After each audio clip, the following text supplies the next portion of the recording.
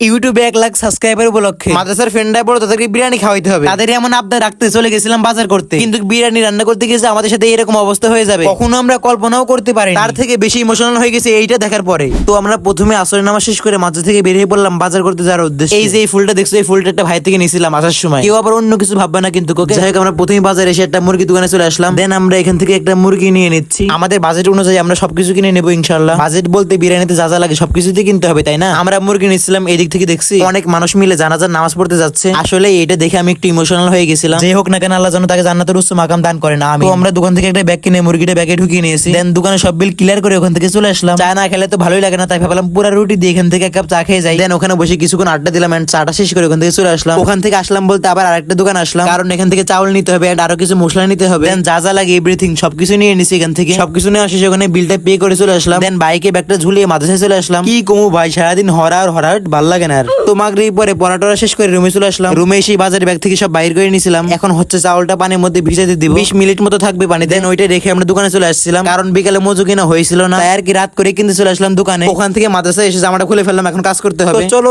এখন যে আমরা কাজ করি। ওমা এখানে এসে দেখি সব বস্তুগুলো আগে থেকে কেটে ফেলছে ওরা। বাঁচা গেল, কাজ একটু কমে গেল আমাদের। আর এই যে আজকে রাধুনি আমাদের এই ভাইটা, আর এই যে আমাদের হিট্টু মামা পেঁয়াজ ছিলতেছিল। বললে বাবা হিট্টু মামা দেখে লাইকও দেয়। আমার আর কি, আমি তো এই যে টুলটা নিয়ে বসে পড়লাম। বসে বসে টুকটুক করে তোমাদের জন্য ভিডিও করবো, বুঝছো? বুঝলে বুঝো, না বুঝলে প্লিজ মাফ করে দিও। যাই হোক, আমরা এখন গোস্ত সবগুলো তেলের উপরে ভেজে নিব। এই তো আমাদের অলমোস্ট গোস্ত ভাজা কমপ্লিট। এখন হচ্ছে আদা রসুন পেঁয়াজ কলা মলা সব বেটে নিতে হবে।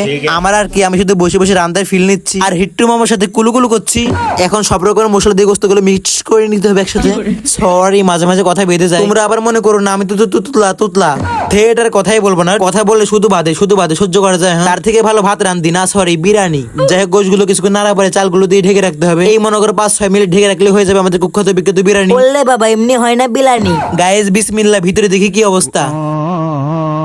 উম্মা এটা কোনো কথা? এটা হইলো না। হ্যাঁ গাইস, গোস্ত পুড়তে একবার কয়লা হয়ে গেছে। না গাইস, সত্যি বলতে আমরা এভাবে বিরিয়ানি রান্না করে খাই।